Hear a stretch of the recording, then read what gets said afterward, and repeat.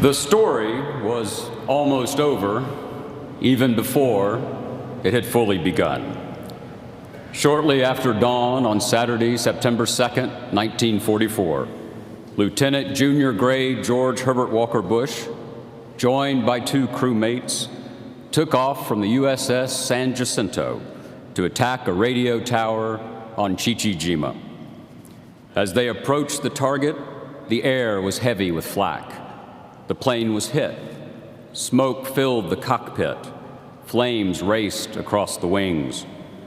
My God, Lieutenant Bush thought, this thing's gonna go down. Yet he kept the plane in its 35-degree dive, dropped his bombs, and then roared off out to sea, telling his crewmates to hit the silk. Following protocol, Lieutenant Bush turned the plane so they could bail out. Only then did Bush parachute from the cockpit.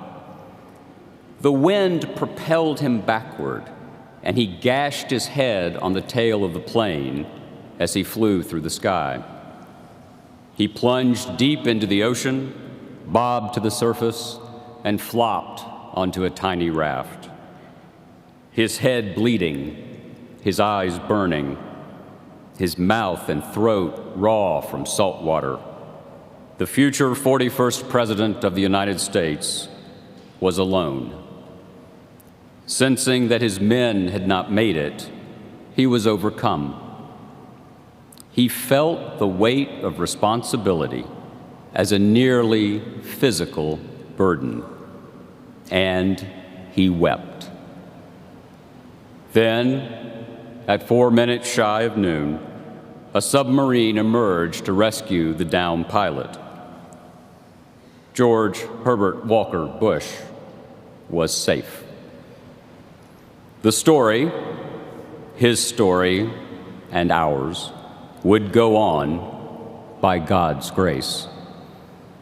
Through the ensuing decades, President Bush would frequently ask, nearly daily, he'd ask himself, why me? Why was I spared? And in a sense, the rest of his life was a perennial effort to prove himself worthy of his salvation on that distant morning. To him, his life was no longer his own. There were always more missions to undertake, more lives to touch, and more love to give. And what a headlong race he made of it all. He never slowed down. On the primary campaign trail in New Hampshire once, he grabbed the hand of a department store mannequin asking for votes. When he realized his mistake, he said, "Never know, gotta ask." You can hear the voice, can't you? As Dana Carvey said, the key to a Bush 41 impersonation is Mr. Rogers trying to be John Wayne.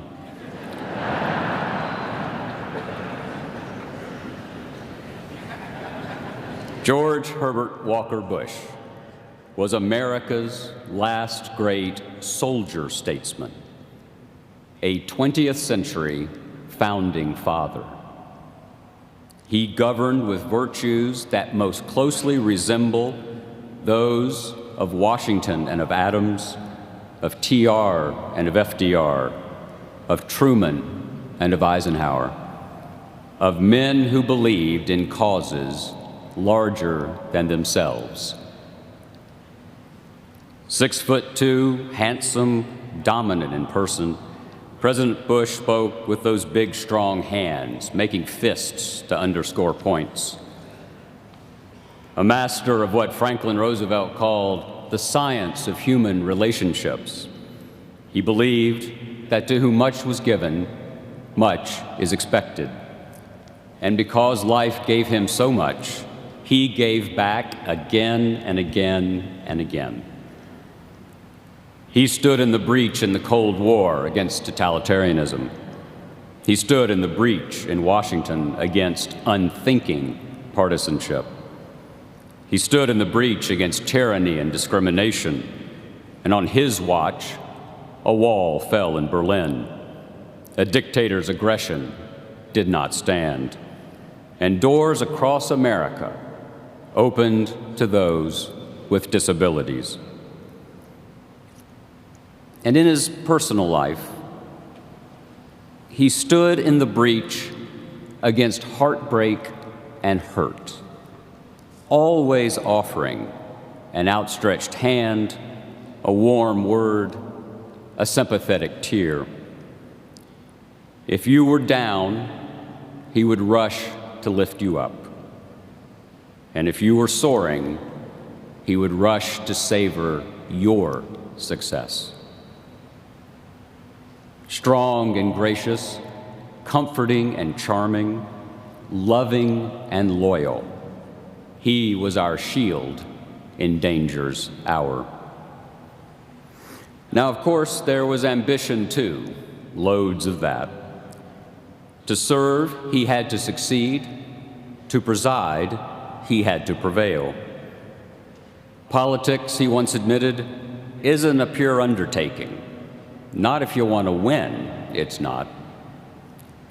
An imperfect man, he left us a more perfect union. It must be said that for a keenly intelligent statesman of stirring, almost unparalleled private eloquence, public speaking was not exactly a strong suit. Fluency in English, President Bush once remarked, is something that I'm often not accused of. Looking ahead to the '88 election, he observed, inarguably, it's no exaggeration to say that the undecideds could go one way or the other. And late in his presidency, he allowed that we're enjoying sluggish times, but we're not enjoying them very much. His tongue may have run amok at moments, but his heart was steadfast. His life code, as he said, was tell the truth, don't blame people, be strong, do your best, try hard, forgive, stay the course. And that was and is the most American of creeds. Abraham Lincoln's better angels of our nature and George H.W. Bush's 1,000 points of light are companion verses in America's national hymn. For Lincoln and Bush both called on us to choose the right over the convenient, to hope rather than to fear, and to heed not our worst impulses, but our best instincts. In this work, he had the most wonderful of allies in Barbara Pierce Bush, his wife of 73 years. He called her Bar, the Silver Fox, and, when the situation warranted, the Enforcer. He was the only boy she ever kissed. Her children, Mrs. Bush liked to say, always wanted to throw up when they heard that. In a letter to Barbara during the war, young George H.W. Bush had written, "I love you, precious, with all my heart, and to know that you love me means my life. How lucky our children will be to have a mother like you." And as they will tell you, they surely were. As Vice President, Bush once visited a children's leukemia ward in Krakow. 35 years before, he and Barbara had lost a daughter, Robin, to the disease. In Krakow, a small boy wanted to greet the American vice president. Learning that the child was sick with the cancer that had taken Robin, Bush began to cry. To his diary later that day, the vice president said this: "My eyes flooded with tears, and behind me was a bank of television cameras, and I thought, I can't turn around. I can't dissolve because of personal tragedy in the face of the nurses that give of themselves every day. So I stood there looking at this little guy, tears running down my cheek, hoping he wouldn't see, but if he did, hoping he'd feel that I loved him." That was the real George H.W. Bush, a loving man with a big, vibrant, all-enveloping heart. And so we ask, as we commend his soul to God, and as he did, why him? Why was he spared? The workings of providence are mysterious, but this much is clear. The George Herbert Walker Bush, who survived that fiery fall into the waters of the Pacific 3/4 of a century ago, made our lives and the lives of nations freer, better, warmer, and nobler. That was his mission. That was his heartbeat. And if we listen closely enough, we can hear that heartbeat even now, for it's the heartbeat of a lion who not only led us, but who loved us. That's why him. That's why he was spared.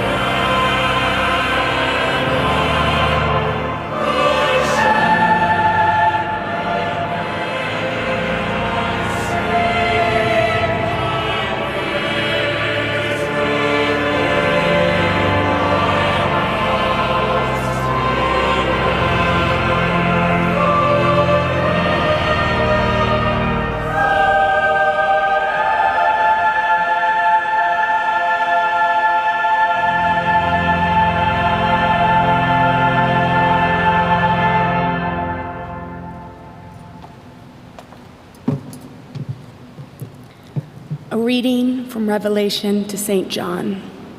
Then I saw a new heaven and a new earth, for the first heaven and the first earth